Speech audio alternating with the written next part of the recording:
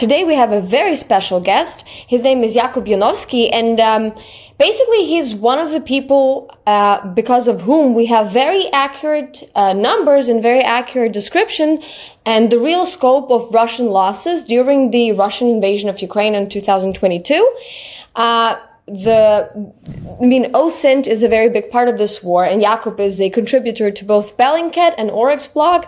And since Oryx has ceased to exist in this classical sense, he is currently one of the people who are in charge and who are still counting losses on the Russian side, and thanks to whom, yes, we have all this information. So Jakub, hi, happy to have you here. Hi, nice to see you. Nice to see you, good.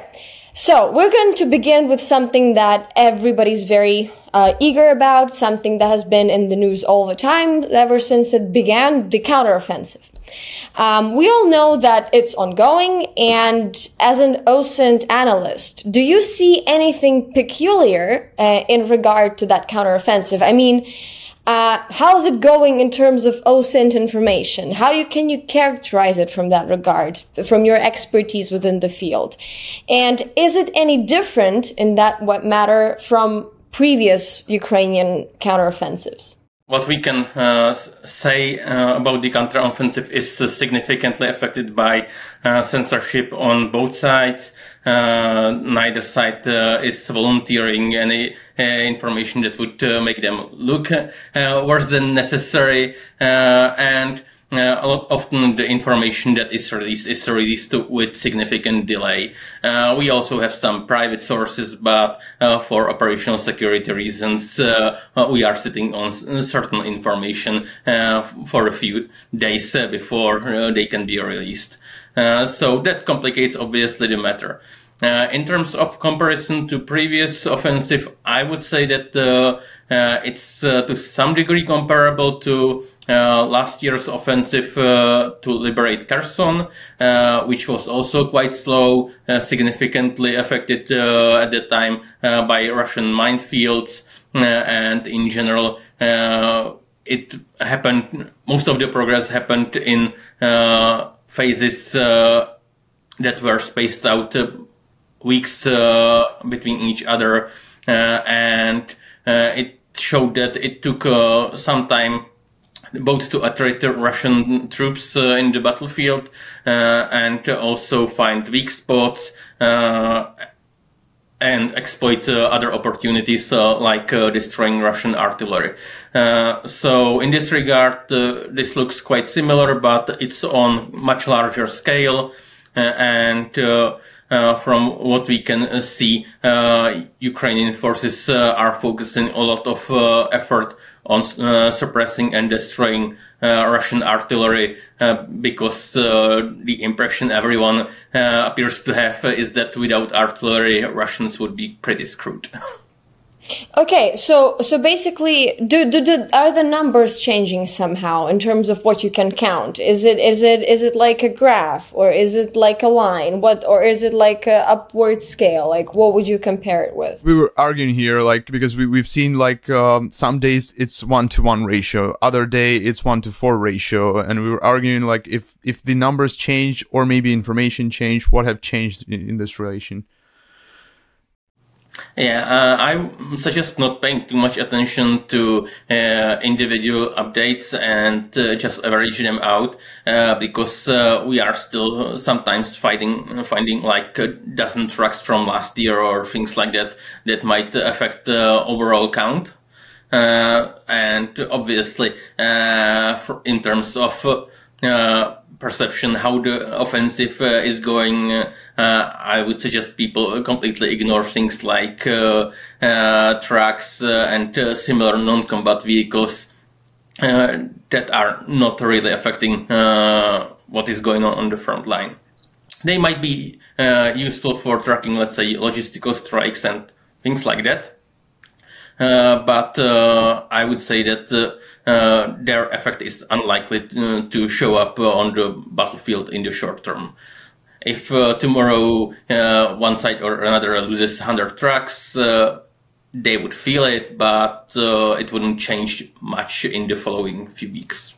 And I would say that overall, at least in terms of visually documented losses during the offensive ratio seems to be relatively close to 1-to-1, which isn't great, obviously. It's not Kharkiv offensive, but it's not too bad considering all the Russian firepower and minefields that Ukrainian troops have to fight through. So it's going slower than most people expected, I think, but progress is being made. So, okay, progress, not great. You mentioned the Ukrainian effort to destroy Russian artillery and MLRS systems. We've seen it in the data. We've seen it in Oryx data, in Ukrainian General Staff data. Do you see the success in these terms? Do you see real spike in the graph of destruction of Russian artillery in your confirmed sources, confirmed by photos and geolocated, etc., etc.? Do you see that? Yes, we definitely see that the number of visually confirmed Russian artillery losses have spiked significantly above pre-offensive numbers. We also have to highlight the fact that there are often various videos or images which are not quite good enough as evidence for our purposes, and it shows that the actual losses are quite a bit higher. But if, for example, all you see is that something is burning in the tree line, you can't count it as, let's say, artillery battery just because somebody said so. So I would say that what we are seeing is evidence of significant Russian artillery losses, and further indications then that the actual losses are quite a bit higher. So interesting you have mentioned that, because you said you can't really count on certain things being hidden somewhere in the bushes, and then count it because somebody said there was a MLRS or something. But how often do some outdated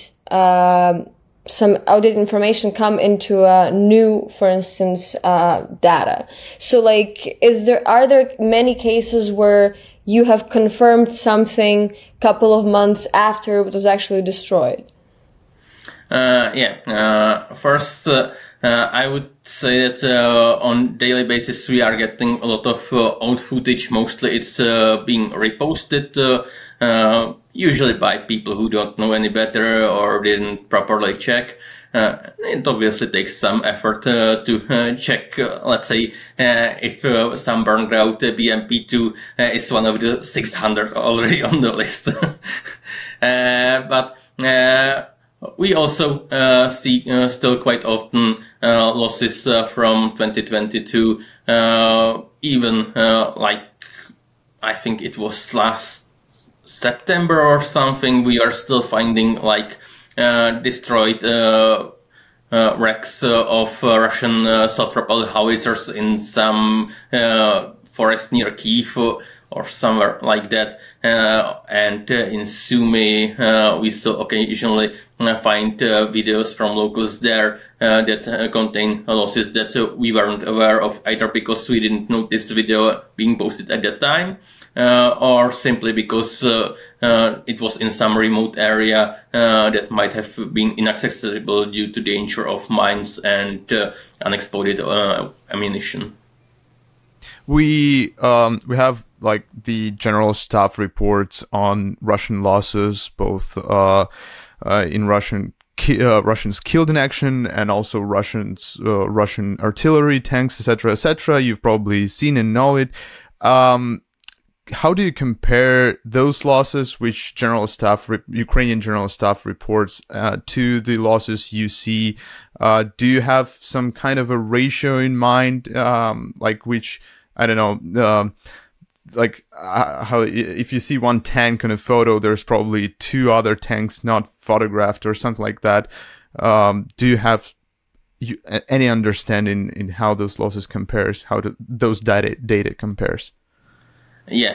From my understanding, the losses that are being posted by MOD daily in the morning are actually a compilation from what individual units on the front line and also and behind reported. And as you know, if you have read anything about military history, those estimates, even if you are trying to be reasonably accurate, are always exaggerated to some degree. I don't think it's that much for, let's say, frontline equipment, maybe besides a lot of the damaged equipment being mixed up with the destroyed vehicles. So, for example, 4 tanks might be included, but let's say 2 of them drove away or 1 of them drove away. So it's kind of hard to estimate how far away from reality those losses are. My general impression is that at least in terms of destroyed equipment, the reality is probably around 20% higher than what our numbers for Russian and Ukrainian losses show. For frontline equipment, so tanks, BMPs, and other frontline equipment, but it can easily be 100% higher for trucks, artillery, and other things behind the lines that often might be destroyed without anyone filming it and towed away to some scrapyard or somewhere where we can't really count them. When we talk about OSINT in general, we know that, your work is being used by a lot of different media outlets, news, commentators, pundits, analysts, you name it. And they often use your stats, Oryx stats, and they write articles based on those stats. And sometimes these articles are very celebratory, like, ooh, look at all these losses, Russians are doomed, Russia's going to dissipate on Monday, and all of these very hopeful ideas, which I enjoy, but we all know that this is far from truth. So could you tell us, and could you name some of the kind of most popular and most kind of prominent mistakes like that made, like wrong assessments made by the media when working with your data?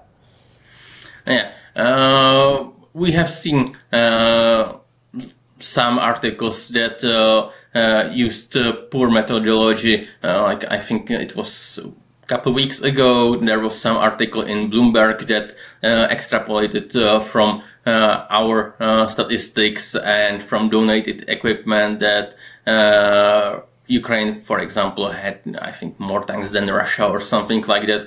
But they completely ignored the fact that both sides, and obviously Russia much more, had equipment in storage, which wasn't accounted for, and also since they didn't apparently bother to consult with anyone knowledgeable about these things, a lot of captured equipment ends up being stripped for parts or otherwise unusable.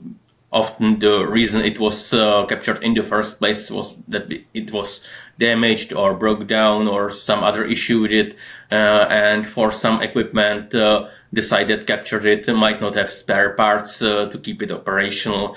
So it's on the photo as captured, but usual estimate myself and Perun, the YouTuber, have is that about 1 in 3 pieces of any equipment that is captured is actually later used in full. So, for example, tank being sent to the frontline units and actually operated as a tank, not, let's say, stripped of anything useful and maybe used to tow things away. But even that is useful. And spare parts are always in demand. So yeah, the media sometimes make these mistakes, but we here at Toronto Television Podcast try to not make these mistakes and invite people like Jakub to tell us about these things. So please do like, subscribe, and share this video. You can also support this beautiful channel in the description below with all sorts of social media. Yes, you can donate to us so we can keep up the nice work. We're working so hard. Like, look, it's all pink. We're trying really hard to go into the whole Barbie shebang. So please, support the channel and show this video to all your journalist friends so they know how to properly use methodology. It's a useful video we have here today, don't you say, Mark? Yeah, we do. I would also highlight that some of the better media, like New York Times, at least usually try to check with us quite recently. I had some people contact me about the article they were writing about, and they were quite interested in our explanation and what they need to clarify or highlight or change. So it really varies a lot. Some media also have people who are fairly knowledgeable about these topics, so they don't need to check every detail with open source researchers or people in Ukraine on the front line. But a lot of media really lacks either experience with this content at all, or they are, for example, used to only working with US military, which is kind of a luxury compared to what Ukraine can provide in terms of access, providing accurate data from the battlefield without really caring about some operational security issues, because if you are master of the airspace, you can get away with a lot more. If Taliban would learn that half an hour ago somebody will blow up their whole base, it's not like they can do anything about it. Yeah. So it's kind of sometimes challenging for them to switch to environment where sites are much more closely matched in terms of firepower, and so there are different restrictions and different concerns in terms of data sharing. I wanted to ask you one more question in regards to use of your work. I'm not sure, but probably when we were exploring those Pentagon leaks, it felt like they used, like in Pentagon leaks, in American intelligence, it felt like they used Oryx data for some of their reports. And we feel sometimes that some other intelligence agencies use your reports. Do you know about these facts? Do any governments, if you're allowed to say that, try to consult you or just use your work without your consent, etc., etc.? So no government consulted us about using our data, but we are aware that multiple government agencies, including some intelligence ones, are using our work, either because they are, for example, less well-resourced agency, let's say in Europe, that might not have better data. They might not have specialist people who would track this conflict that closely. Or sometimes they don't have better data, or they are comfortable sharing what we are posting so that they don't reveal what they actually know and what might be let's say, confirmed by some super secret sources in Russia or some intelligence sources and eavesdropping and things like that. So it's relatively easy for, let's say, random government agency to refer to our numbers without having to deal with classified information and what can be revealed and spending next 2 weeks debating with lawyers and government experts if you can say this number or don't say this number. So Jakub, but in your humble opinion, you said that the government has not contacted you or consulted you, and we believe that. I'm joking. Well, we have heard from some people working from the government, but it wasn't like in terms of consulting with us actively or just usually like giving us credit. Nobody tried to hire you, give you money for what you do in your free time. No. He wouldn't say if they were. But my question is, from what you know, from your experience, who is better at OSINT technology? People like you who do this by the call of heart and who became professionals and who know what they're doing, but in their free time or like as a volunteer project, or governments who have all the resources of this like huge government machine with budgets and with agents and all that. Do you have any information or do you have any guesses who might still be better? I would say that it depends on government and government agency, because some of them, like let's say government agency in a random European small country that isn't exactly on Russian border, probably doesn't have people dedicated just to watching this, and as any government bureaucracy that isn't in imminent danger, they will be slow to adapt. But we are aware that some governments have really good information. Obviously, Americans, you can't really hide anything if it's in some kind of communication systems. NSA will probably hack it or crack it, as Russians might have learned over the past 2 years. And after all, they literally published Russian war plans months before they were executed, and Russians didn't even bother to changing them. So I am pretty sure that Americans have much better actual intel than what is public about the state of both forces. But it's really information that they won't reveal publicly unless it would benefit them in some significant way. Because sometimes revealing that you know certain information would indicate how you learn about it, and obviously they like to keep listening to their sources. But yeah, I from what I have heard, even quite some mid-sized countries are really struggling with this, and as a result are often using open source work, either ours or other people who have been writing about various aspects of the war. So it probably, I'm sure, depends on the country and even various agencies, because sometimes you have relatively innovative folks in the leadership who are willing to accept new things, and in other cases you are still sending fax messages via fax in 2023, which I can confirm from personal experience. Oh my. Yeah, there you go.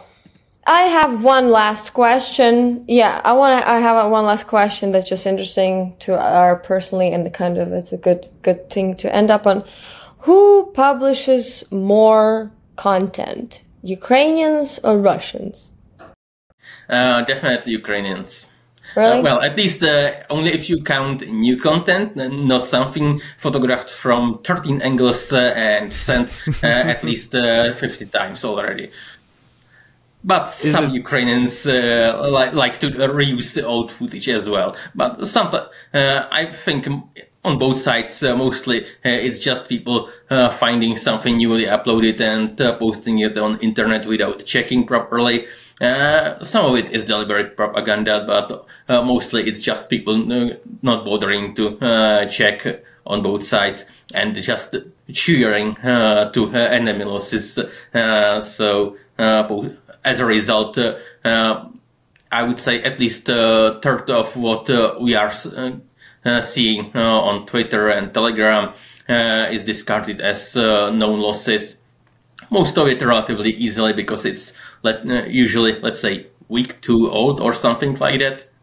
But if it's, let's say, wreck that stayed somewhere into the another weather season. So we might have originally only photo of it from winter, let's say winter 2022.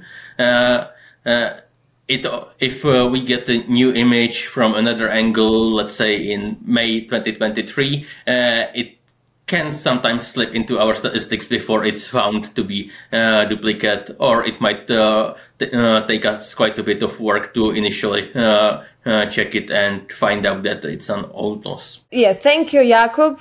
Yeah, please, guys, verify whatever you post online to make people like Jakub their work easier for them.